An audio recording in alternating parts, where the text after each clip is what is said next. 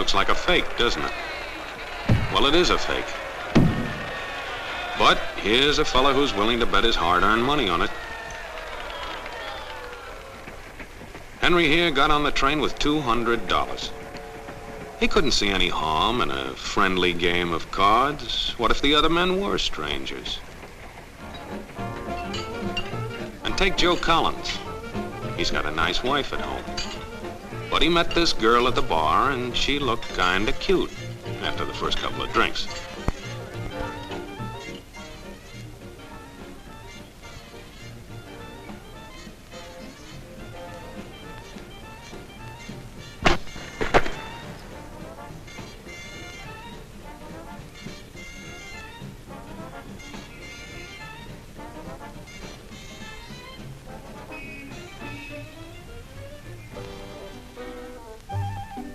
There's a good old-fashioned word for people like this. We call them suckers. And there are other people.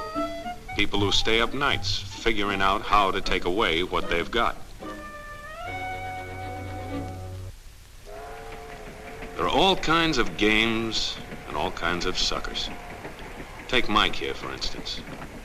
He's got everything, you might say. He's young, he's healthy, he's got a job. And he's got a country called America. It's a wonderful thing to have. America. Lots of room. Room enough to raise plenty of food. Big factories to make things a man can use. Big cities to do the business of a big country. And people.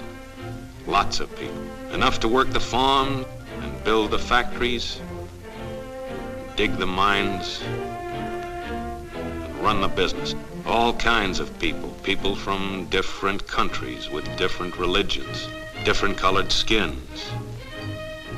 Free people. They can live together and work together and build America together because they're free. Free to vote, to say what they pleased, go to their own churches, to pick their own jobs. Yeah, Mike's got something, all right. He's got America. But there are guys who stay up nights figuring out how to take that away from him. I want to give you the truth, folks. The truth about America. I know you've got a lot of questions. You want to know why you're not getting the breaks you deserve. Well, I'm not a politician.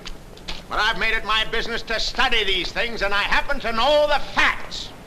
Now, friends, I'm just an average American. But I'm an American, and some of the things I see in this country of ours make my blood boil. I see people with foreign accents making all the money. I see Negroes holding jobs that belong to me and you. Now, I ask you, if we allow this thing to go on, what's going to become of us real Americans? I've heard this kind of talk before, but I never expected to hear it in America. This fellow seems to know what he's talking about. Yes, he knows all right. What's the answer? What are we real Americans going to do about it? You'll find it right here in this little pamphlet.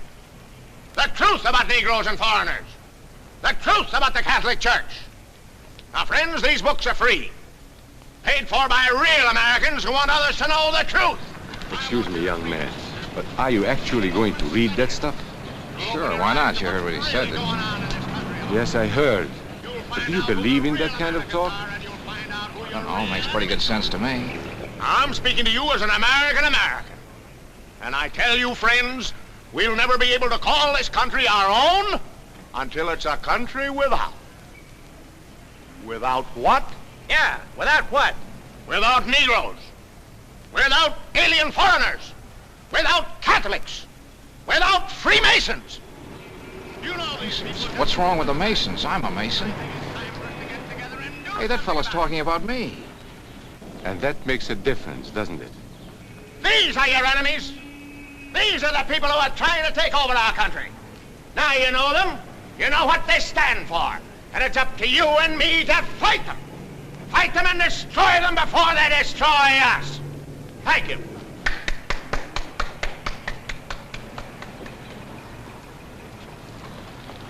Before he said Masons, you were ready to agree with him. Well, yes, but he was talking about, what about those other people? But in this country, we have no other people. We are American people, all of us. What about you? You aren't American, are you? I was born in Hungary, but now I am an American citizen. And I have seen what this kind of talk can do. I saw it in Berlin. What were you doing there? I was a professor at the university. I heard the same words we have heard today. But I was a fool then. I thought Nazis were crazy people, stupid fanatics. But unfortunately, it was not so. You see, they knew that they were not strong enough to conquer a unified country. So they split Germany into small groups. They used prejudice as a practical weapon to cripple the nation. Of course, that was not easy to do. They had to work hard to do it. You see, we human beings are not born with prejudices. Always they are made for us, made by someone who wants something. Remember that when you hear this kind of talk. Somebody is going to get something out of it, and it isn't going to be you. This is not classroom theory. I saw it happen. I saw it first in Berlin in 1932. 5 young men that I knew were standing in the crowd listening to the Nazi speaker. Eric was a Catholic. Anton, a student of mine, was a Jew. Heinrich owned a small hardware store. Karl was a farmer. And Hans was an unemployed metal worker. To all true Aryan Germans, I say it is time you inherited the nation which rightfully belongs to you. To you alone belongs the glorious destiny of the greater Germany. The Nazi Party will provide land for the farmer, work for the worker, and profits for the small businessman. Who is getting these things now? The Jew. The Jew who has stolen our nation and our birthright. Who makes all the money and takes all our jobs? The Jew! He must be shunned. He must be ostracized. He must be eliminated. And the Catholics. We don't want our great nation run by a foreign church. We Germans will know what to do with these people when the time comes. They and their faith must be destroyed. Then there are the Freemasons. In Germany, we have no place for secret societies. There will be only one society, and that is the Nazi Party. There will be no secrecy about that in the new greater Germany. One by one, he attacked each minority and he split them off one from the other. These men were all fellow Germans when they came here today. Now they were split into rival groups, suspicious of each other, hating each other. They were being swindled, all of them. But the man who was really being fooled was Hans. He was pure German, according to Nazi standards. To him they promised everything, and he fell for it. You who are true Aryan Germans will share the glorious destiny of our fatherland. You are the pure-blooded, the master race. It is your divine right to rule, and the Nazi Party stands ready to put you into power. It is for you to command all Germany, and someday the entire world. That's how Hans became a Superman. They gave him a uniform and they pumped up his ego. He wasn't just a little fellow out of work anymore. He was a member of the master race. His wife couldn't quite understand. Even though he was a Superman, there wasn't any food in the house. Stupid woman. Didn't she realize that the Nazis were going to make jobs for everybody? There would be plenty of food and clothing and a new house. Everything they wanted. The glorious future of Germany was to be theirs. And their children would someday rule the world. But his wife, silly woman, still wondered where the next meal was coming from.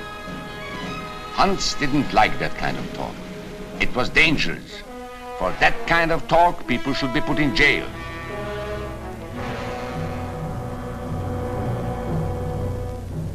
Hans had swallowed the bait all right. And these were the men who baited the hook. Why? So that Hans could come to power? Of course not. so they could come to power. They would merely use Hans to help them get there. He would do the dirty work for them. Hans and thousands of others like him, all playing a sucker's game. They gambled with other people's liberty, and of course they lost their own. A nation of suckers. Hitler needed these people. There was lots of work to be done. There were trade unions to be smashed, because unions were organized and might offer resistance. There were many political parties in Germany. These the Nazis destroyed. They were determined to smash every organization where people might band together and resist them. There were Jews to be beaten and killed. The Jews were not powerful, but they were a convenient excuse for all the nation's ills. And besides, a Nazi party member could not take over this man's store. Hundreds of Catholics were put in jail because the Catholic Church had strength and could resist the Nazi drive for power. They had split the nation into 100 pieces, and then one by one, they had destroyed the pieces. Over these broken pieces, the Nazis rode into power. One party, one nation, one religion. These men had won their struggle for power. They now ruled all of Germany. But still they had trouble with their oldest and most persistent enemy, the truth. They found that truth does not die easily, and so they decided to abolish truth. One great source of truth is literature, so they burned books, 20 million of them. Many great men in Germany who were spokesmen for truth were jailed or driven from their country. Teachers, writers, scientists. Education was discouraged. In 5 years, college attendance dropped 53%. It was forbidden to listen to a British radio program or read an American newspaper. In Nazi Germany, you had to get your information from Dr. Goebbels. He knew what was best for you. You couldn't see this movie or listen to this music. And you couldn't watch Joe Louis fight because the champion had black skin. He disproved Hitler's theory of Nordic supremacy. Albert Einstein, one of the world's great scientists, disproved that theory too. He was non-alien, so he had to leave Germany. His mind was dedicated to the search for truth, and the Nazis, having sold a lie, were most afraid of truth. The church was one force in Germany still strong enough to proclaim the truth in public. No doubt is possible that we Christians are in a grave battle. Against us stands a faith out of blood. The battle signals range from cool repudiation to hate-filled causes. Weapons are used that centuries have dulled. The aim of this battle is to dislodge Christianity from our fatherland. This Catholic priest was arrested the following day on charges of immorality.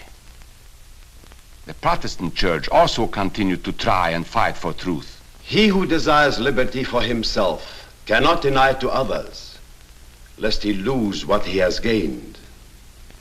This is the great lesson the world can learn from Germany. The Nazis put this man in a concentration camp.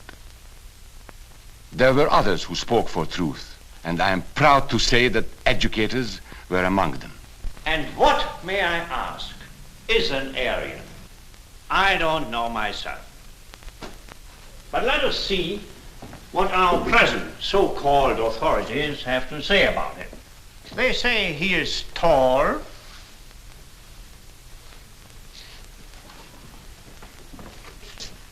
slender,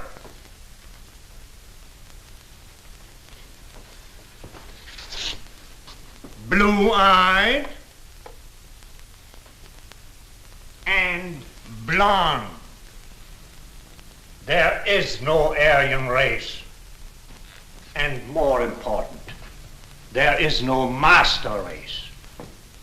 There are people who may find these ideas convenient, but science cannot support them. There is no scientific proof that there's any correlation between a man's racial characteristics and his native ability or character. In all racial groups, we find the same range of potentialities. We find idiots and geniuses. We find criminals and philanthropists. We must judge each man as an individual and not by the color of his skin or his eyes or by the length of his nose.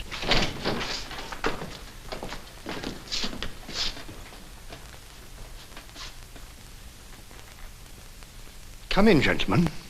Make yourselves comfortable. There are many differences between individuals. We each have different capabilities, different backgrounds, different views about what's right and what's wrong. Like the difference between me and these gentlemen who have just arrived. But that is not the difference in race. It is a difference in the way we think. Remember that. And remember that there is no master race. That is a scientific truth. Anyone who tells you otherwise is lying.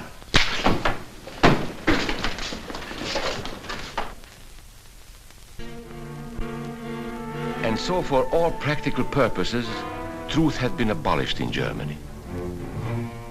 A lot of my German friends wondered what had hit them. How did it happen? Where did it start? It started right here. And this was where it could have been stopped. If those people had stood together, if they had protected each other, they could have resisted the Nazi threat. Together they would have been strong. But once they allowed themselves to be split apart, they were helpless. When that first minority lost out, everybody lost out. They made the mistake of gambling with other people's freedom. Now let's see how those bets paid off. Karl the farmer was gambling on a better life for himself. What he got was extra hours of back-breaking work, as much as 100 hours a week. He was forced to stay on his land and produce what he was told to produce, because now Hitler was preparing for war. For Heinrich, who owned a hardware store, the bet didn't pay off either. 104,000 small businesses were closed in 2 years. And for Hans, conditions hadn't improved any. He had a job now in the munitions factory, but he worked long hours for little pay. The working conditions grew increasingly bad. And even though he didn't like the job, he wasn't permitted to leave it. There still wasn't enough food in his house. Hitler said you couldn't have butter and cannon. So Hans couldn't have butter. And when Hitler decided the time was right, Germany went to war. Not by declaring war, but by a carefully prepared sneak attack. Once again, Hitler needed Hans to do his dirty work. Hans was an expert at brutality by this time. And Hitler had decided to use Hans and his brutality against other peoples, the Czechs, the Poles, the French, the Russians. But in the crucial test of war, Hitler's race theories didn't pay off.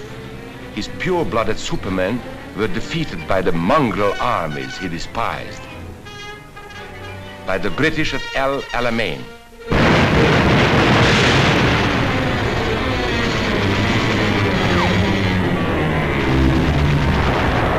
By the Russians at Stalingrad.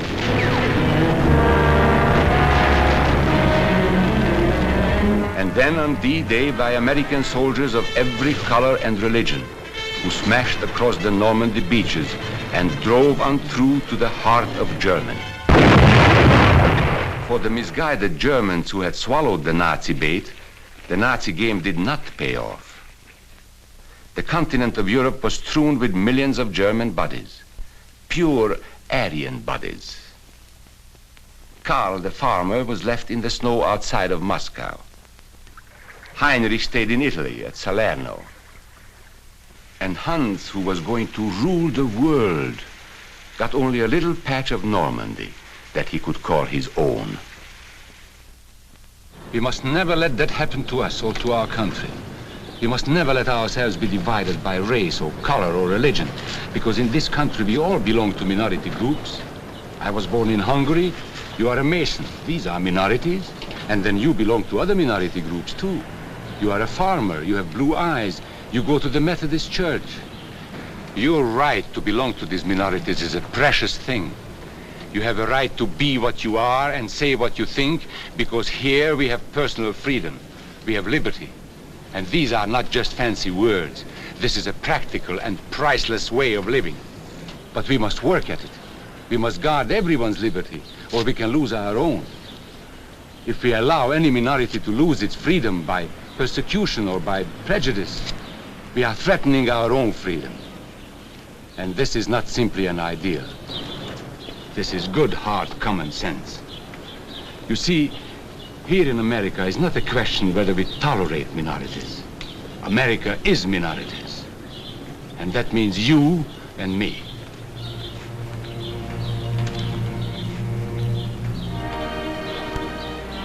So let's not be suckers.